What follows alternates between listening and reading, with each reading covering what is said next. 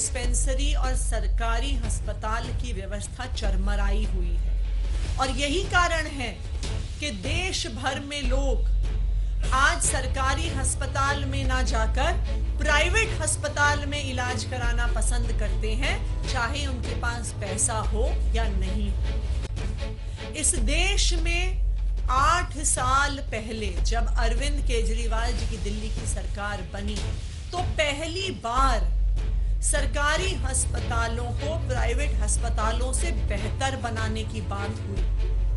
पहली बार इस देश के इतिहास में सरकारी प्राइमरी हेल्थ केयर को प्राइवेट से बेहतर बनाने की बात हुई और ये काम अरविंद केजरीवाल जी की सरकार ने पिछले 8 सालों में करके दिखाया है।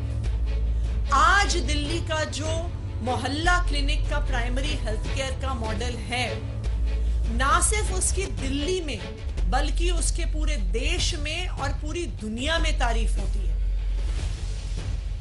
यूनाइटेड नेशंस के 2 पूर्व सेक्रेटरी जनरल कोफी अन्नान जी और बान की मून जी खुद आकर दिल्ली में मोहल्ला क्लिनिक को देखकर गए और उन्होंने कहा कि ये शायद दुनिया का सबसे शानदार प्राइमरी हेल्थ केयर का मॉडल है। मोहल्ला क्लिनिक के मॉडल में दिल्ली के भी लोगों ने जो अपना भरोसा दिखाया है वो इस बात से दिखता है कि जब से मोहल्ला क्लिनिक की शुरुआत हुई है तब से 7 करोड़ से ज्यादा ओपीडी मोहल्ला क्लिनिक में हो चुकी। इस साल में भी आज तक 2.25 करोड़ ओपीडी मोहल्ला क्लिनिक में हो गए हैं। दिल्ली के लोग मोहल्ला क्लिनिक में क्यों जाते हैं? क्योंकि वो एक साफ सुथरा, well equipped, well maintained setup है। दिल्ली के लोग मोहल्ला क्लिनिक में क्यों जाते हैं? क्योंकि वहां पर डॉक्टर 500 रुपए, 1000 रुपए नहीं मांगता है 10 मिनट के कंसल्टेशन के लिए। वहां पर MBBS qualified doctor free of cost consultation देता है। लोग मोहल्ला क्लिनिक क्यों जाते हैं? क्योंकि डॉक्टर पर्ची पे 1000 रुपए की दवा नहीं लिख के देता है जो उन्हें जाके बगल के केमिस्ट से खरीदनी पड़ती है और जहां डॉक्टर और केमिस्ट की सांठ-गांठ होती है। मोहल्ला क्लिनिक में दवाई चाहे जितनी भी महंगी हो, दिल्ली में रहने वाले हर व्यक्ति को फ्री मिलती है, चाहे वो अमीर हो, चाहे वो गरीब हो, चाहे वो किसी तबके का। लोग मोहल्ला क्लिनिक क्यों जाते हैं? क्योंकि वहां पर उनको हर टेस्ट फ्री मिलता है। आज के दौर में जहां पे किसी को डायबिटीज है, किसी को ब्लड प्रेशर है, कोई भी व्यक्ति वहां पर जाकर अपना टेस्ट फ्री करवा सकता है। और यही कारण है कि आज देश भर में मोहल्ला क्लिनिक की तर्ज पर प्राइमरी हेल्थ केयर अलग-अलग राज्यों द्वारा प्रोवाइड किया जा रहा है। लेकिन भारतीय जनता पार्टी ना तो अपने शासित किसी राज्य में, ना देश भर में चाहे अच्छे अस्पताल दे पाई, चाहे अच्छा प्राइमरी हेल्थ केयर दे पाई। दिल्ली में भी हम देखते हैं कि बॉर्डर्स के आसपास सबसे ज्यादा प्रेशर मोहल्ला क्लिनिक में, सरकारी अस्पतालों में दिल्ली के बाहर का आता है। हम देखते हैं कि किस तरह से अगर आप GTB अस्पताल जाइए तो आपको दिखेगा कि वहां पर खड़ी होने वाली 70-80% जो एम्बुलेंस होती हैं यूपी के नंबर प्लेट वाली होती है। दिल्ली सरकार, अरविंद केजरीवाल की सरकार देश के हर हिस्से से आए लोगों को अच्छा हेल्थ केयर देने को तैयार है। लेकिन भारतीय जनता पार्टी क्योंकि ना सिर्फ अपने किसी राज्य में, ना ही केंद्र सरकार में अच्छे अस्पताल दे पाई है, आज वो दिल्ली की जो वर्ल्ड क्लास स्वास्थ्य व्यवस्था है उसको खत्म करने की साजिश रच रही है। ये साजिश कैसे रची जा रही है? ये साजिश को कैसे एग्जीक्यूट किया जा रहा है? दिल्ली सरकार के स्वास्थ्य सुविधाओं पर झूठे आरोप लगाकर और फर्जी जांच बिठाकर। आजकल आप देखते हैं कि रोज कोई नई जांच दिल्ली की हेल्थ केयर व्यवस्था पर शुरू की जा रही है।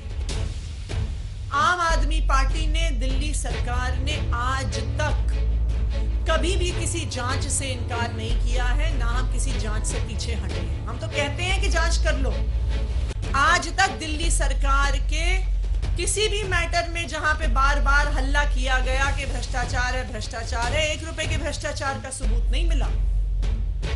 लेकिन ये जांच किसी भ्रष्टाचार को ढूंढने के लिए नहीं किया जा रहा है। ये जांच इसलिए बैठाई जा रही है, सीबीआई में केस इसलिए भेजे जा रहे हैं कि सारे अफसर काम करने से डर जाएं, कि हॉस्पिटल के एमएस काम करने से डरें, मोहल्ला क्लिनिक में डॉक्टर टेस्ट लिखने से, डायग्नोस्टिक टेस्ट लिखने से डरें, कि स्वास्थ्य विभाग के अफसर दवाइयां खरीदने से डरें, कि स्वास्थ्य विभाग के अफसर मोहल्ला क्लिनिक में जो फ्री टेस्ट देने की सुविधा है उसको आगे बढ़ाने से डरें। क्योंकि अब हर अफसर को लगेगा कि अगर मैंने दवाइयां खरीद दी, अगर मैंने टेस्ट प्रिस्क्राइब कर दिए, अगर हमने टेस्ट के कॉन्ट्रैक्ट को आगे बढ़ा दिया तो हम पे झूठे आरोप लगा के हमें जेल भेज दिया जाएगा। इसका क्या नतीजा होगा? इसका नतीजा यह होगा कि कभी मोहल्ला क्लिनिक में दवाई नहीं होगी, अस्पताल में दवाई नहीं होगी, अस्पताल में सर्जरी का इक्विपमेंट नहीं होगा, कहीं टेस्ट की व्यवस्था नहीं होगी। और यही भारतीय जनता पार्टी की साजिश है। मैं भारतीय जनता पार्टी से कहना चाहूंगी कि अगर आप दिल्ली में चुनाव नहीं जीत पाते तो उसका एक कारण है। उसका कारण है कि आपने दिल्ली के लोगों के लिए कभी काम करके ही नहीं दिखाया है। आज आप एमसीडी में देखिए, 15 साल में वहां की डिस्पेंसरियों का, वहां के अस्पतालों का बीजेपी ने 15 साल में बेड़ा गर्क कर दिया। क्योंकि भारतीय जनता पार्टी अरविंद केजरीवाल से, आम आदमी पार्टी से लंबी लकीर नहीं खींच पा रही, इसलिए वो कोशिश कर रही है कि दिल्ली की स्वास्थ्य व्यवस्था को ठप कर दिया जाए। लेकिन मैं भारतीय जनता पार्टी को एक चीज और भी याद दिला दूं। मैं उनको एक बात याद दिला दूं कि जनता ये भी देख रही है कि एक के बाद एक, जहां अरविंद केजरीवाल हर सुविधा देते हैं इलाज की और आप उन पे झूठे केस लगाते हैं, वहीं दूसरी तरफ जब आयुष्मान भारत की बात आती है, 18 लाख फर्जी नामों की बात आती है, तो आप उसकी जांच के लिए एक उंगली भी नहीं उठाते। दिल्ली की जनता और देश की जनता बेवकूफ नहीं है। दिल्ली की जनता को पता है कि अगर एक आदमी ने उनकी जिंदगी को बेहतर बनाने के लिए काम किया है तो वो आदमी अरविंद केजरीवाल है। और अरविंद केजरीवाल की सरकार बीजेपी की सारी साजिशों के बावजूद दिल्ली की जनता के लिए काम करती रहेगी। Thank you.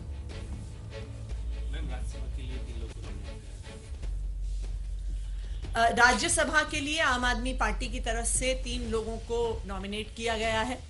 संजय सिंह जी, जो पहले भी हमारे राज्यसभा के सांसद थे, हमारे पार्टी के ट्रेजरर और देश के जाने माने सीए एनडी गुप्ता जी, और स्वाति मालीवाल जी, जो पिछले 8 सालों से दिल्ली कमीशन फॉर विमेन की अध्यक्ष रही हैं, उनको राज्यसभा भेजने का फैसला हुआ है और तीनों के नॉमिनेशन भरे जा रहे हैं।